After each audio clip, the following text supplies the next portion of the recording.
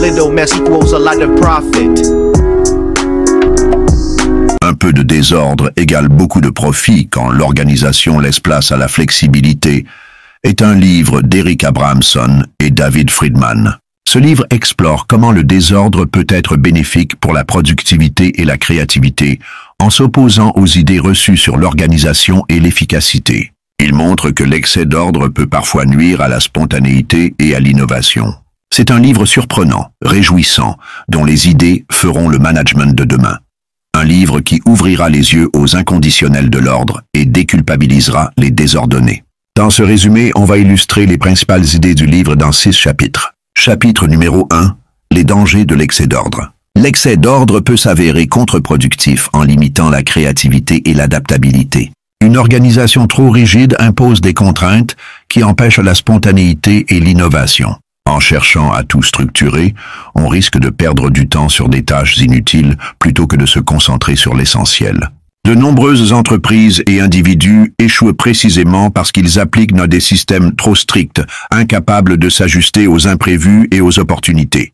Un excès de contrôle entraîne également du stress et une inefficacité accrue, car il demande des efforts disproportionnés pour maintenir un cadre rigide qui ne reflète pas la réalité dynamique du travail et de la vie quotidienne. Chapitre numéro 2. Les vertus du désordre. Un certain niveau de désordre peut favoriser la créativité, l'efficacité et l'innovation.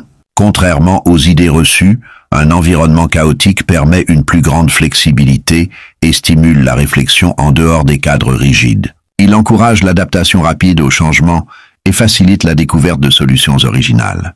De nombreuses personnes et entreprises prospèrent grâce à une organisation moins structurée, qui laisse place à l'expérimentation et à l'improvisation. En acceptant une part de désordre, il devient possible de mieux gérer les imprévus et d'optimiser son temps en évitant un perfectionnisme excessif.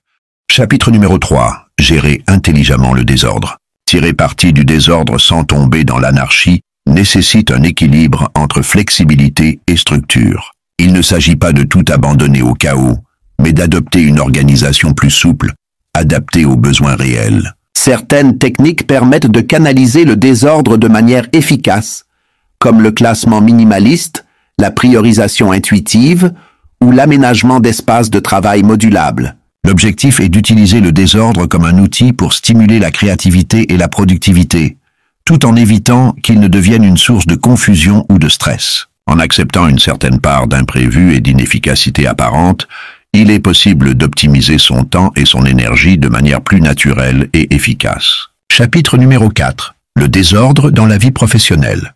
Dans le monde du travail, un certain degré de désordre peut être un atout. Il favorise la prise de décision rapide, l'adaptabilité et la créativité, en évitant les lourdeurs d'une organisation trop rigide.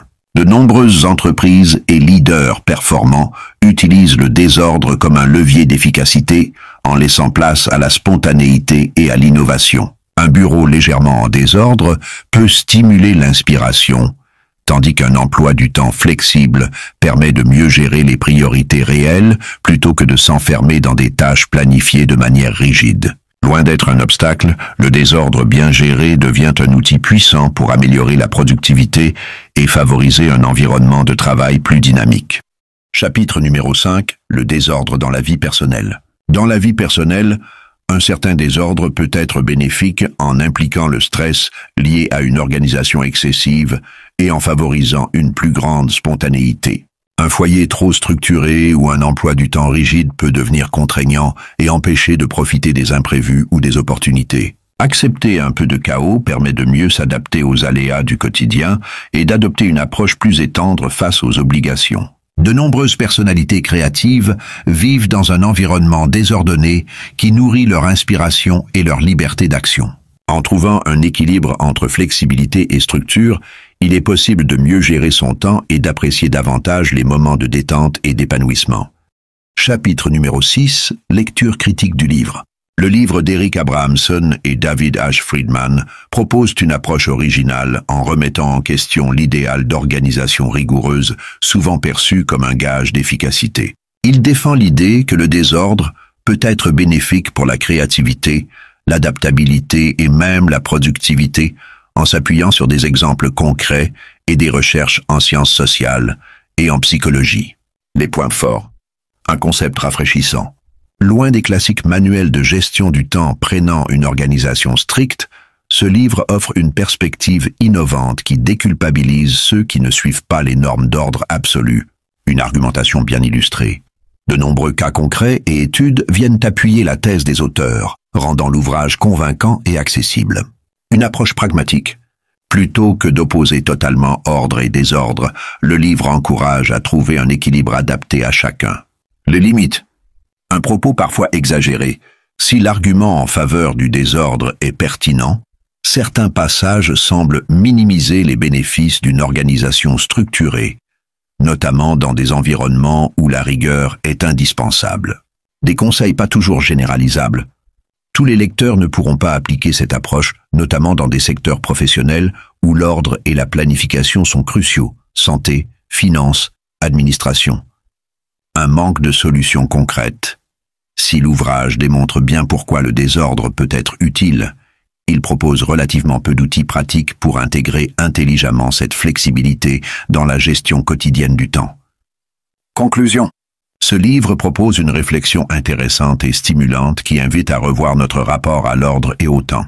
Il est particulièrement utile pour ceux qui se sentent enfermés dans des méthodes de gestion trop rigides ou qui culpabilisent face à un certain désordre. Toutefois, il ne convient pas à tous les profils et manque parfois d'applicabilité concrète pour certaines professions ou personnalités ayant besoin d'une structure claire. Un ouvrage enrichissant, mais à compléter avec d'autres approches plus équilibrées sur la gestion du temps et de l'organisation. A little mess equals a lot of profit.